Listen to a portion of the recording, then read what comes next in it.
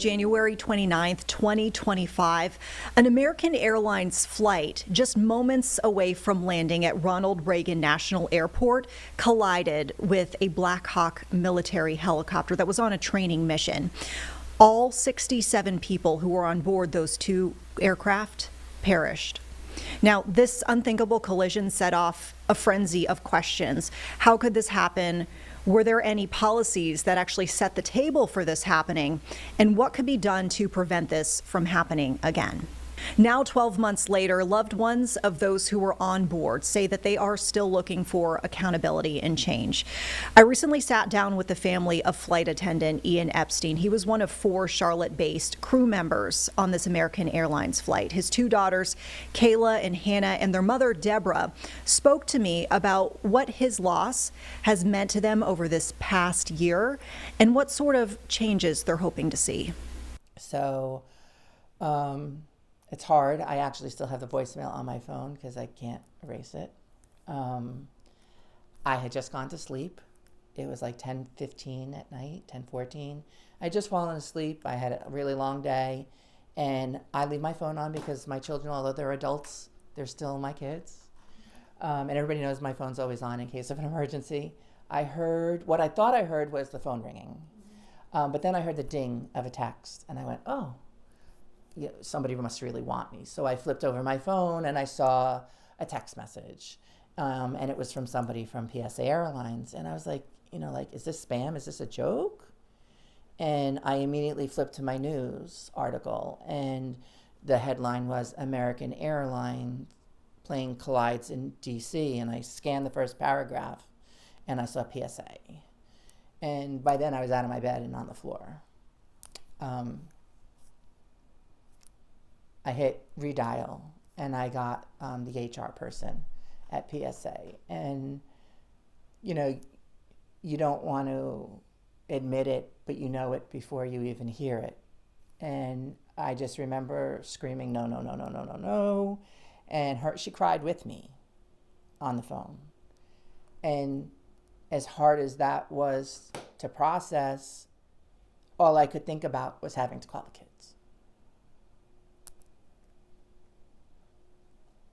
And wake them up in the middle of the night and tell them that, their father was on the plane and we don't know if he's okay or not.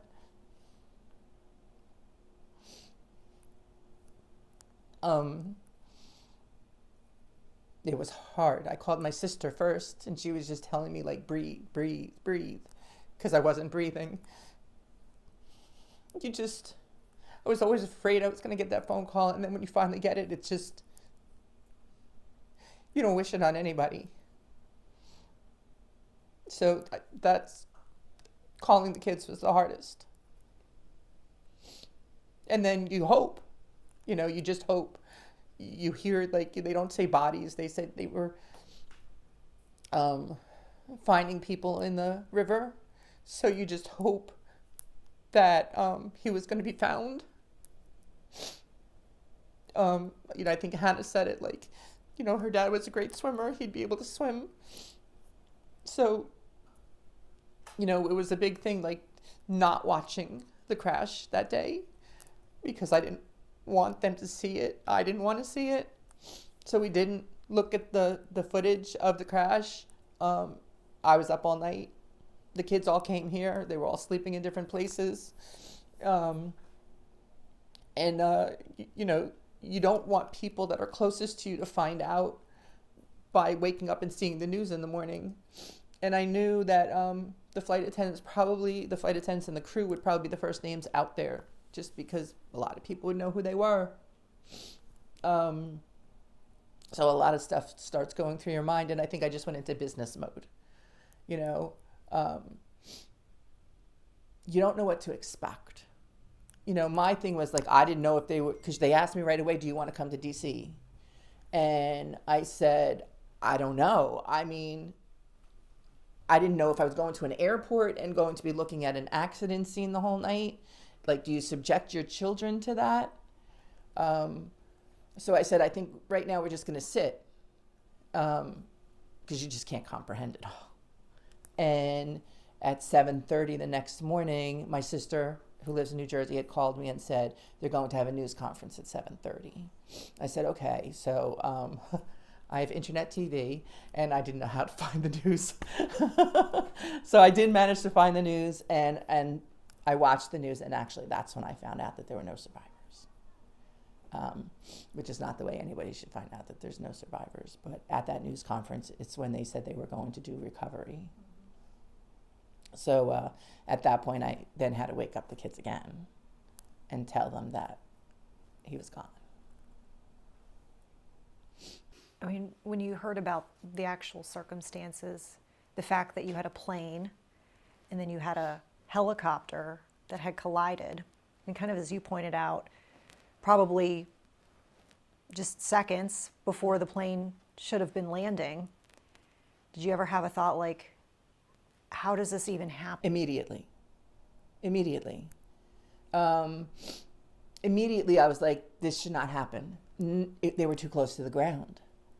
It didn't make sense. And, you know, we were quickly brought out to the site. It was only a couple of days after the accident when we were brought out to the site visit, and standing on the runway and seeing where the accident happened in the water, you just knew that that is not when a collision occurs. If it had been mechanical failure, if it had been, you know, something with the landing when they actually touched down and they went off the runway or something like that, you can wrap your head around it, right? Because accident unfortunately happened like that, right? So, but for there to be a collision when the plane was cleared to land and that close to hitting the runway, to be hit by a helicopter, it just doesn't make sense. It's like, how does this happen? I think one of the first questions I asked the NTSB was, who had the right of way? Even though I knew if a plane is landing and 30 seconds off the runway, they had the right of way. But you almost want to hear them say it, you know? And it's too early, they won't say anything. But you want to hear them say it, like, what happened, what went wrong? And I think knowing that and then finding out just how many mistakes were made and the systematic failures that there were to allow something like this to happen, finding that out later, you're now angry. It went from, there's so many emotions that you go through the process, but you become angry.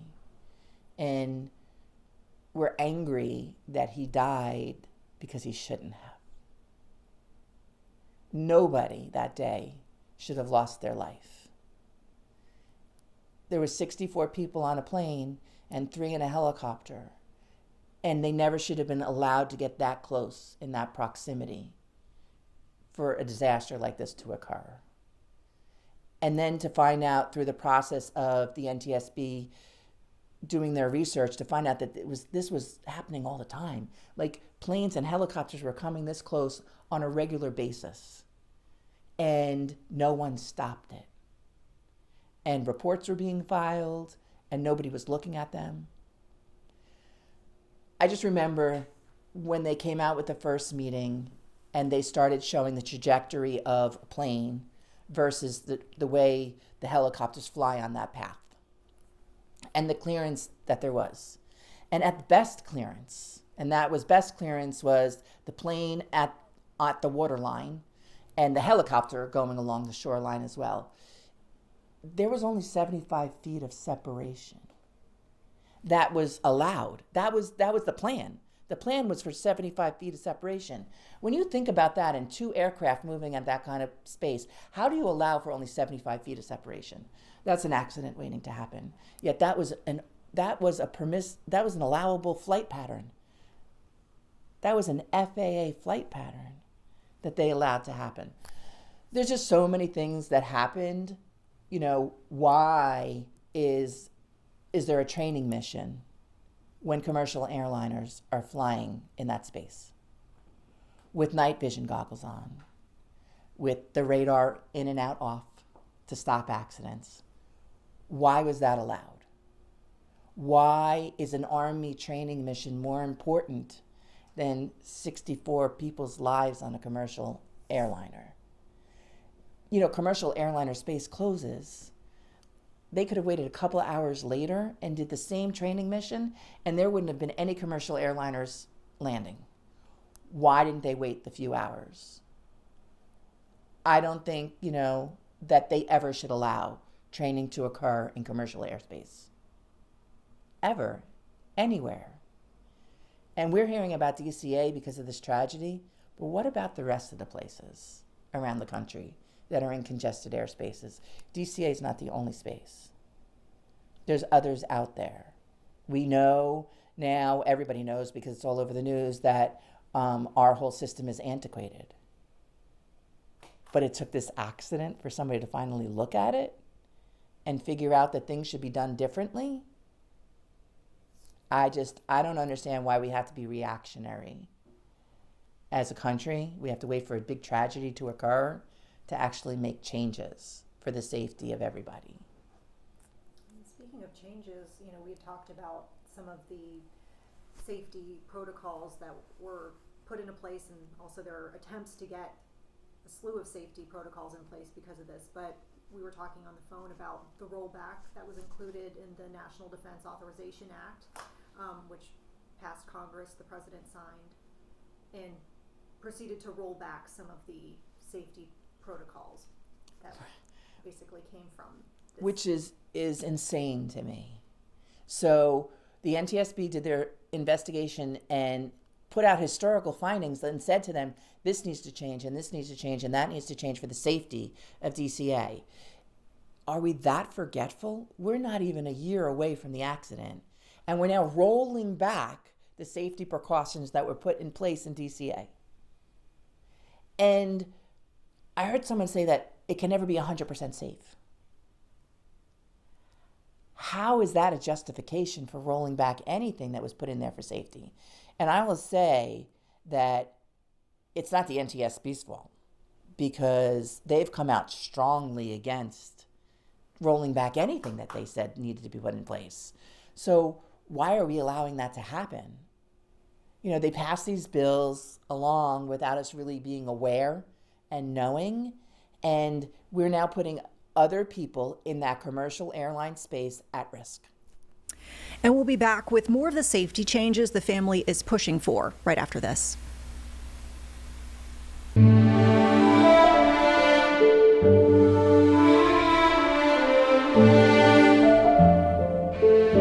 One year after a commercial jet and a Black Hawk military helicopter collided, killing dozens of people on board, family of those who perished have been pushing for changes.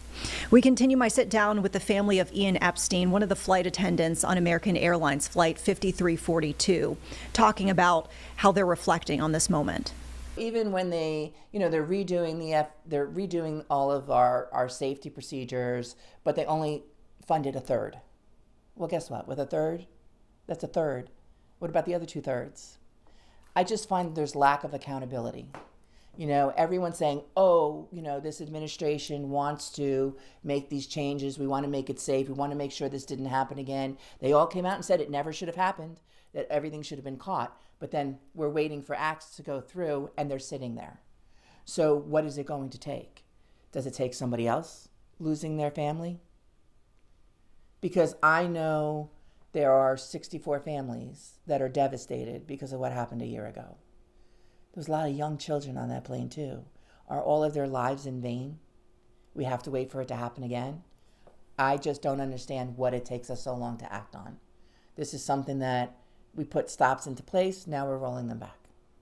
We're trying to change things, but they're on hold. We're going to fund change, but we're only going to fund a third of it. That's not good enough. Where's the accountability? Where's the accountability? Because I don't see it happening. I haven't seen it from day one. We sat in Washington, D.C. and heard from nobody. Have you gotten any updates from the sponsors of the Rotaract or anything like that? Like, we're hoping this is going to pass? Anything? No. Like I said, we hear a lot about how, they're there for the families and everything like that, but I just don't see it. I don't see it, and I don't see movement. And it's just not okay.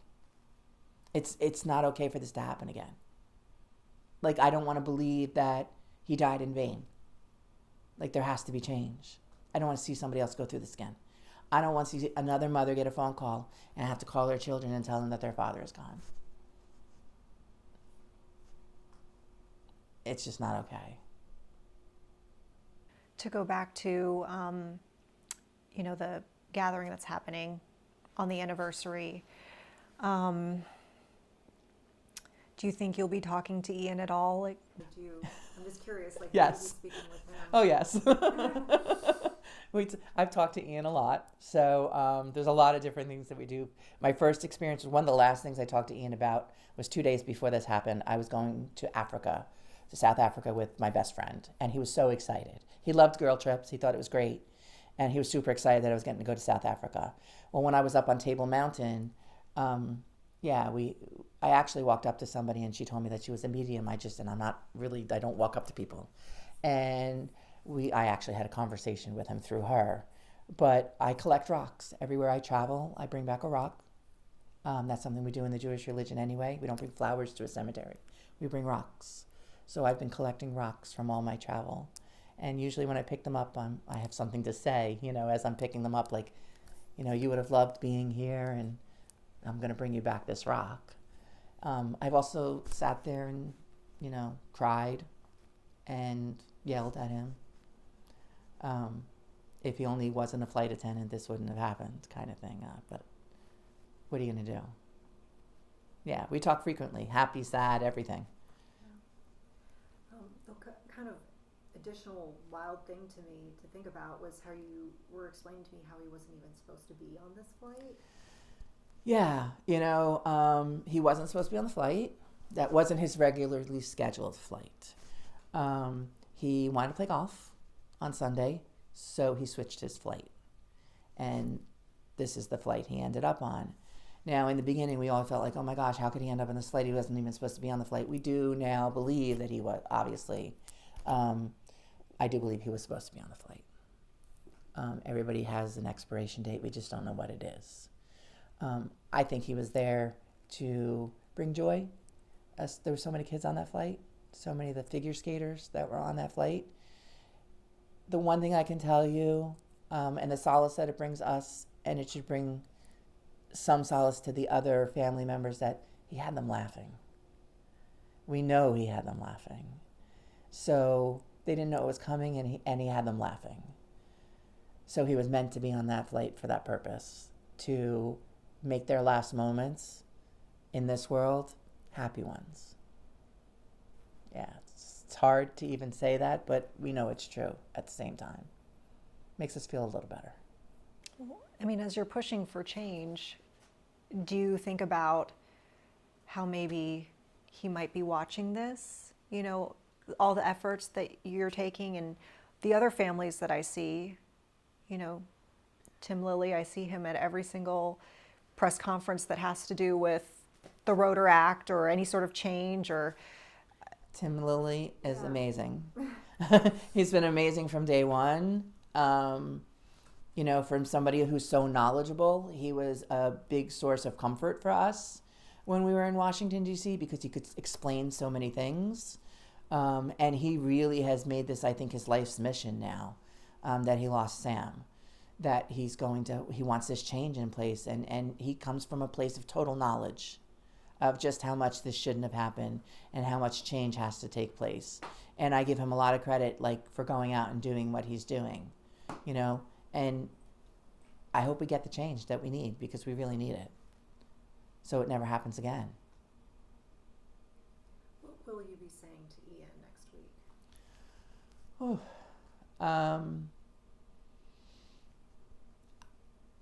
It's hard for me because I still can't believe he's gone.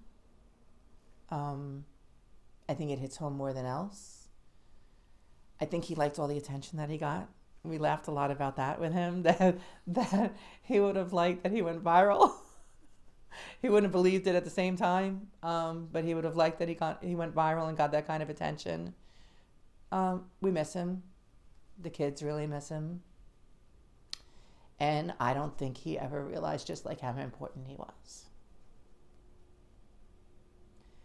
But I do think he's watching, and I feel him there at different times, and I know the kids do too. So, yeah. everything you were telling me about, with the wedding, and you said there were certain remembrances that you had, or ways to honor him. Mm-hmm. What did that look like? So and it was important for Hannah to have like little remembrances of him there. So we did have a chair for him we had his jacket on the back of one of the chairs. It was an empty seat for him. It had one of his favorite jackets on it. We did have his flight attendant pins on there. And then some of the remembrance pins, a boutonniere, of course. We had funny pictures of him throughout the reception on the tables. Some inappropriate, but that's just who he was. He was a jokester. So we had all kinds of different pictures of him around. Hannah, PSA had given her a really beautiful picture of Ian that was able to go around her bouquet. So he actually did get to walk her down the aisle. So we had that as well. And then a pilot had worked with a brewing company to make a bottle of whiskey in the honor of PSA Airlines. And two of his best friends that he went through training with, his work wife, who's become a really good friend and part of our family, Penny, and then his other friend, Amy. They had brought the bottle of whiskey with them. We invited them to the wedding in his honor and in his place. And we did a shot of whiskey before Hannah walked down the aisle.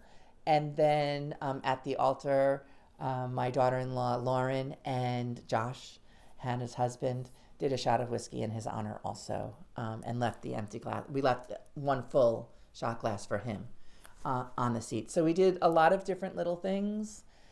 And then one thing that I was not aware of that was going to happen, but I did a dance with Hannah in his place, and I did not know, but our wedding song was Fly Me to the Moon. And so we danced to that song, which was super sweet and hard all at the same time. Yeah, so we did a lot of little things. And while they were saying their vows, an American Airlines plane flew right over top. So we knew he was there. Yeah. Yeah. And ahead, we'll talk about how this past year has been for the family, all the memories they say that Ian has missed, right after this.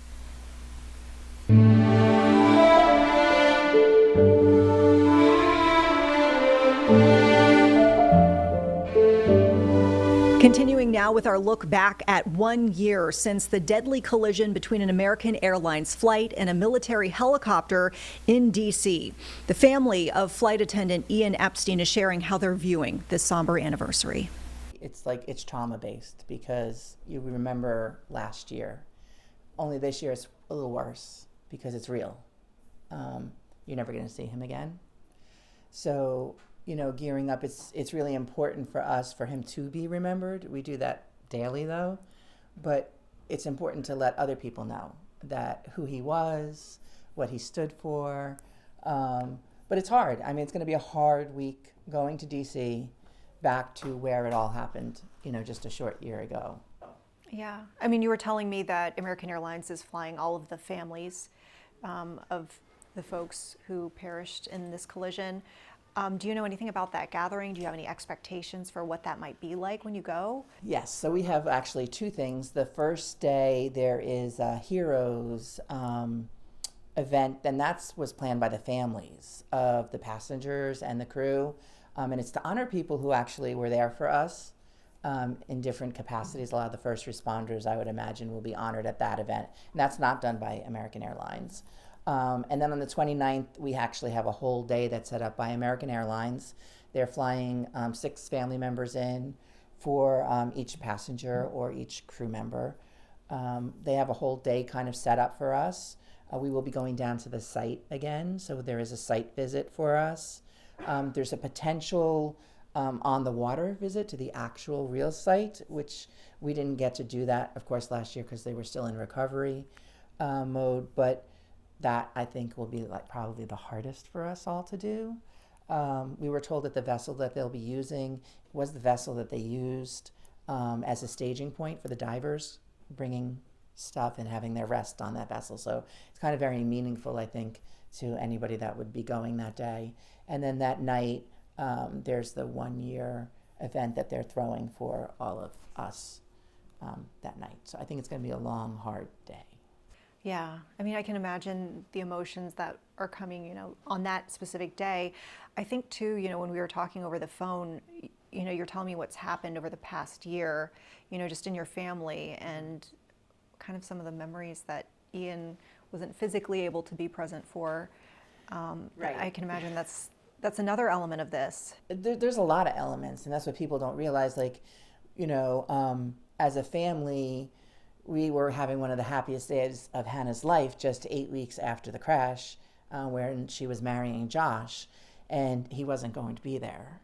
And we would always joke, I mean, everybody saw his personality through the crash when he went viral and all his singing videos. And that's really who he was. So our biggest fear at her wedding was with him, like, how are we going to grab the microphone away from his hands? And now it went into, he's not even going to be there at all. So that was a really difficult day. We honored him in a lot of subtle ways on that day. But it was very difficult. It was not the same that it would have been without him there. And then in June, we all sat around as a family. We knew that it was going to be very difficult in December, especially leading up to the 1 year being right after that. But his birthday is in December, December 15th. So as a family, we said, what do we want to do? And the kids immediately, they remembered a time when we went to Disney World together when they were really young. And they were like, we want to go back to Disney World. He loved Disney World. It was like his favorite place to go to. We went there so many times. We lived in Florida, so we went all the time to Disney World, even before we lived there. And he was like the biggest kid in Disney World. He would wake everybody up with a cup of coffee and, you know, telling the kids the mouse, we're here to see the mouse, hurry, wake up. So we did that in his honor and in his memory. And it was hard at times, but we also knew that, like, he would really like the fact that that's how we chose to honor him, you know, for his birthday and for the first year. And then a lot of what we do, we actually give out gift cards every time we fly to the crew on board the aircraft that we're flying on in his honor. It's something that he and I used to do all the time when we flew together. A lot of people forget the crew and that they're there for a lot of reasons, and safety is a big part of it. So we like to give out a gift card, and it has his name on it, and smile often, because that's the message he used to tell everybody, was if everybody was just a little kinder to everybody else, the world would be a better place. So to smile as much as you can. So we give those out to the crew because they're like family. They really have become really close to us. They have done a lot for us over the past year. We've become really good friends with a lot of them. What was the response? I'm just curious, you know, when the crew gets these gift cards, and no doubt they've heard the story but know that, you know, you're trying to honor Ian. You were telling me a lot of them like kind of know him already. They do. It's actually kind of wild. So, you know, he worked for the regional of American Airlines PSA, but mainline people, I can't tell you, I go on a lot of mainline flights and I give them the cards, and they, you know, it runs the gamut of how they feel. But a lot of them get really hit with it because they used to commute to work on a plane that he was working as the flight attendant.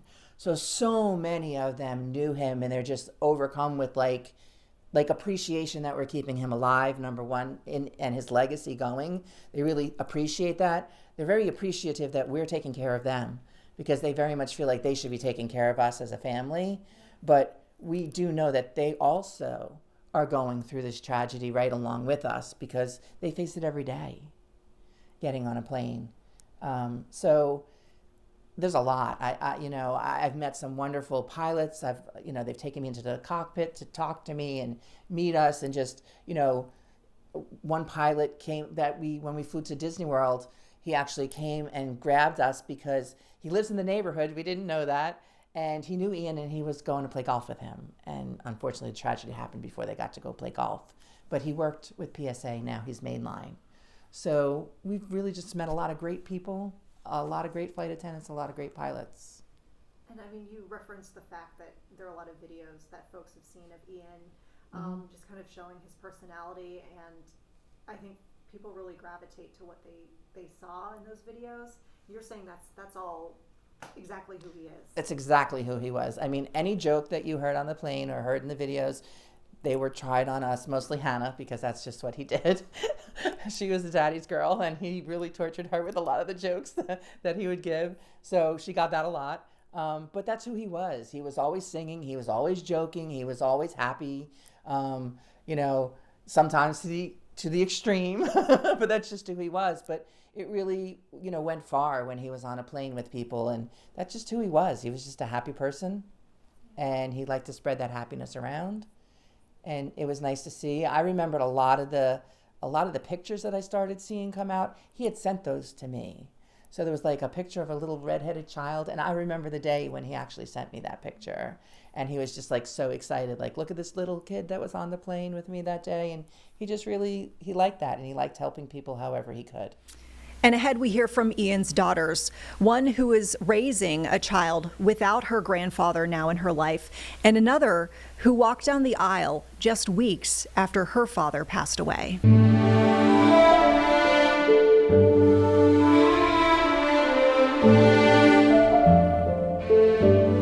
It's been 1 year since 67 people died after an American Airlines flight collided with a military helicopter on a training mission.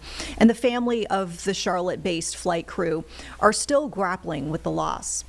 We're hearing now from the daughters of flight attendant Ian Epstein, Kayla and Hannah, and they describe their expectations of an anniversary ceremony in D.C. that is bringing together loved ones of those who died in that crash. I would say I'm dreading it. I didn't get to go to DC last year when my mom and sister went. My daughter was 1.5, so I was like, I need to stay home and kind of hold things down here and make whatever arrangements that I can, which was definitely its own version of trauma, kind of being out of the loop and knowing that they were there and feeling that separation on top of all of the emotions of everything that was happening. So it'll be my first time going to DC and really being in that space, and I'm very nervous just about all of the emotions of it. I know that we're going to do the site visit, and I mean, we talk about this, that like we'll have moments where we're like, has this actually happened? Like, because I think in some ways life keeps going on, so you get wrapped up in your daily life, and we get wrapped up just in whatever it is that we're doing, and then we'll be like, oh wait, all of this has happened, and kind of the trauma will re-hit us. So I'm definitely nervous for the emotions that are going to come up next week and the impact of being there physically, because I think in some ways I have been to a degree removed from it because I didn't go to DC last year. Yeah, I think I'm going to DC in a very different place than last year. I think everybody in our family, they weren't accepting of what happened, but they definitely were like, okay, this is reality. How do we move forward? What are we doing? And I definitely was the one who was in denial for the longest. I mean, when the first night when we got the call, I literally kept saying to everybody, I was like, he's fine, he's a swimmer, like he can swim really well. He's probably, like, the Potomac River has like really large rocks surrounding it. And I was like, he's probably chilling on the rock waiting for them to like get him. And even like coming to DC and everybody was like crying a wreck, like all the other families that we were around. And I literally was sitting there in every moment in the NTSB briefings, saying like, this isn't real, like he is going to walk through the door at any minute. And so I think going back this time, I'm not even sure how I'm going to feel, because I definitely was in a cloud of denial the last time. Yeah. I understand that there were a lot of events and milestones and happenings that your father wasn't able to physically be, with you for. Are there any things that you just really wish he was there for that he saw? Yeah, I think I was 24 when it happened, and then like 6 months after I turned 25. So I feel like I look at my whole life ahead of me, and I think about all of the things that I'm going to do and experience, and my dad won't be there for them. And obviously I got married 8 weeks after the crash happened. And I definitely didn't think that he wasn't going to be there for my wedding. So I think about my whole life, and I don't know, hopefully I have like 60, maybe not 60, that's a lot of years, but I have a lot of years. I have a lot of years ahead of me, so I think of absolutely everything I'm going to do and achieve, and I'm really sad that he won't be there to see it. Sorry, I'm crying already. It's okay. Yeah, I would say kind of just the same thing. Like Hannah's wedding was really a hard time because that was the first thing that we did as a family. It was the first milestone. And I know like his birthday was pretty hard, and just having the holidays in general. I think everyone thinks about their family in the holidays. Everyone thinks about their childhood in the holidays. So navigating all of that while all of the trauma of all of this is still so fresh is like, it's like, how do you even wrap your mind around everything that's happening? This is super tough. Mm-hmm. Right? I'm just so sorry that you went through this, and you know, part of wanting to speak to you is so that people who don't know what this is like, know what you're going through, and can hear what you wish to come from the situation. So whatever that is, like what do you wish would come from the situation? I think just like more awareness around the fact that, I don't even know how to put it into words, like people that are put into positions where they are making decisions on a daily basis that directly affect other people's ability to keep on living on this planet and the safety of the general population. That's not something to be taken lightly, and there is a huge responsibility in being somebody that is choosing to work in a job that encompasses that responsibility. So I think just overall, I don't know if it needs to be more regulation or just more acknowledgement. I feel like people are like detached in a lot of ways now from other people, and like the decisions that we all make on a regular basis have real impact, and people that are in positions of power or in positions of ensuring the safety of others, like that needs to be taken seriously, regardless of what might be going on in your personal life or anything that might distract you. Like what you do has an impact, and this has had like a very catastrophic impact, not only on all of the people that lost their lives, but now all of the family members that can't even get a grasp on like what reality is in the wake of this. I think like people always say like you're taking a risk every time you get on a plane. Like flying is not inherently a safe thing to do. I mean, there's a ton of things that are not inherently safe in the world, but like you can't control every factor. And that's why you have flight attendants, that's why you have pilots, that's why you have first officers, because they're trained to deal with the things, the unexpected that comes up. And I think they do a great job at doing that. But sometimes there are things that are controllable, and one of that, something that is controllable, is our airspace and the paths that they use and the saturation of it.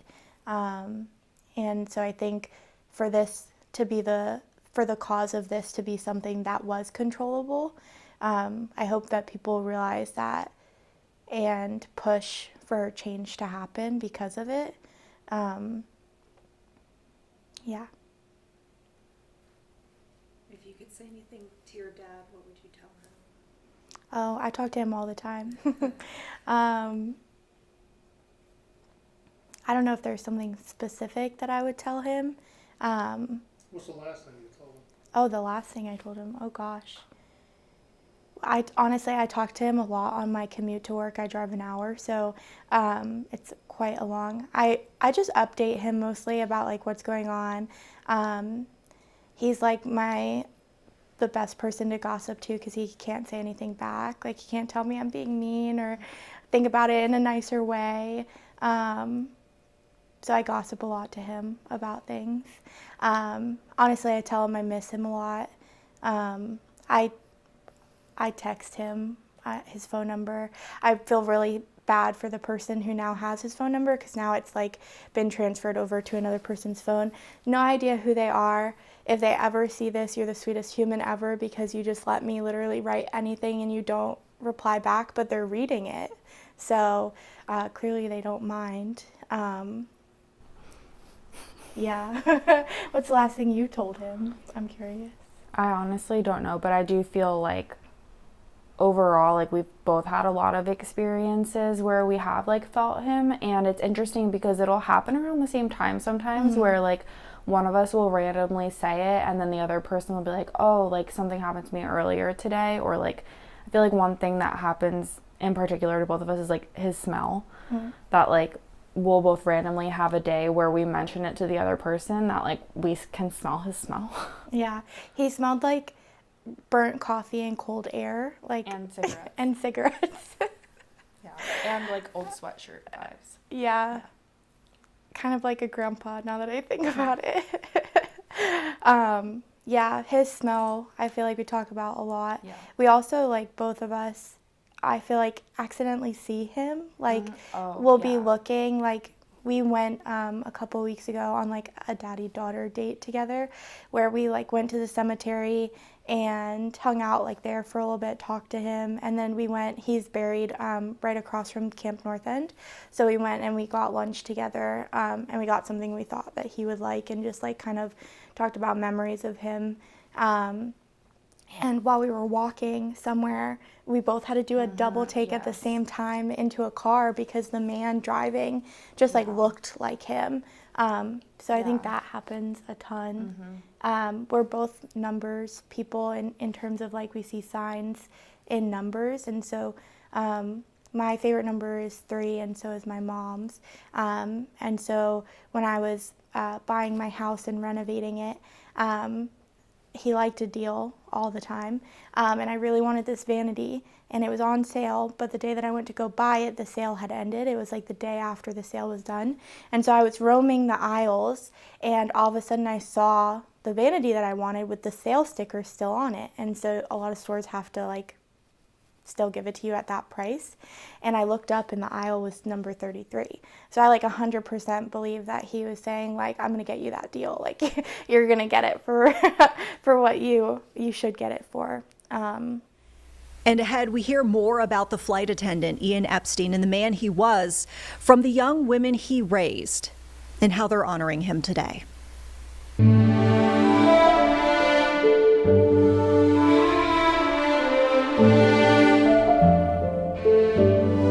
We're continuing our conversation with Kayla Morgan and Hannah Rowley, who are the daughters of flight attendant Ian Epstein, one of 4 crew members who perished on that American Airlines flight 1 year ago today when it collided with a Black Hawk military helicopter. They shared with me some of their favorite memories of their father. Some great memories of him, it sounds like. Anything that sticks out, your favorite? I'd say we've talked about Disney like a lot. Yeah. And that definitely was like a highlight of our childhood, was like Disney trips. And like, yeah, our mom's great, but when it came to that, like she was definitely not the focus, and he was just all about making sure that, one, we could like eat whatever junk food we wanted, which was typically not his personality. He was like the type of dad that we would go out to restaurants and like he'd be like, you can't eat the bread, you're not going to eat your food. But if we were at Disney, like we could get and eat whatever we wanted, which was really nice. And just like embodying that little kid energy, which I think as a mother, and now as a mother myself, like it's a little bit harder when you're a mom because you have so much responsibility that you're like, I need to control absolutely everything about this Disney trip.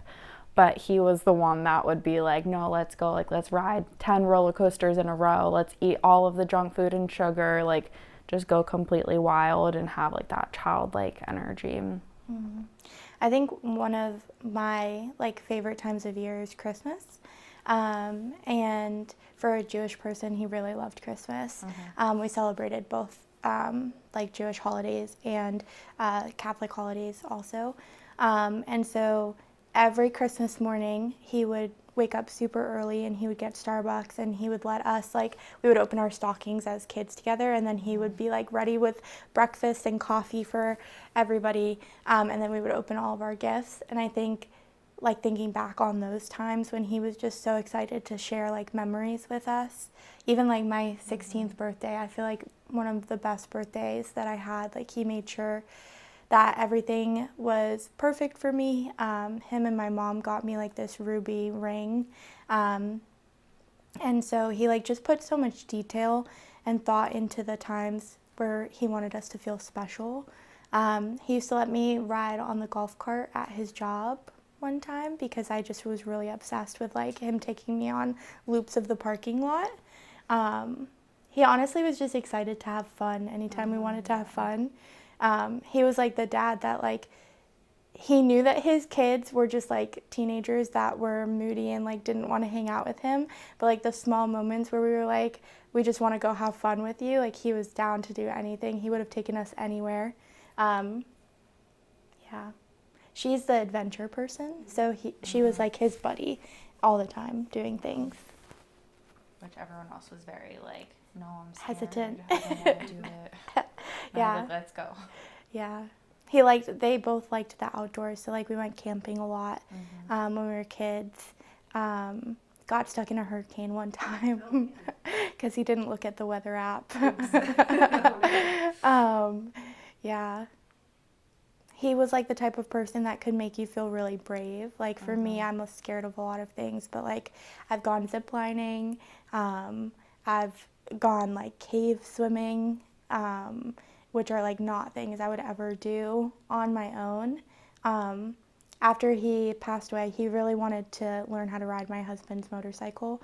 So after he passed away, I was like, okay, I'm gonna be a little bit brave, and I did get on the motorcycle. Don't know if I'll ever do that again though. So yeah, he was just very motivating, fun. Yeah. He sounds like an awesome guy. Mm-hmm. Is there anything that you want to add? I didn't ask you about him, about the situation, anything. The night that the crash happened, and it's almost like you like block it from your memory. Like, we're reminded all the time of the situation and the fact that he is gone, but I think it's kind of human nature to protect yourself and like want to tuck that night into a box and like not think about it.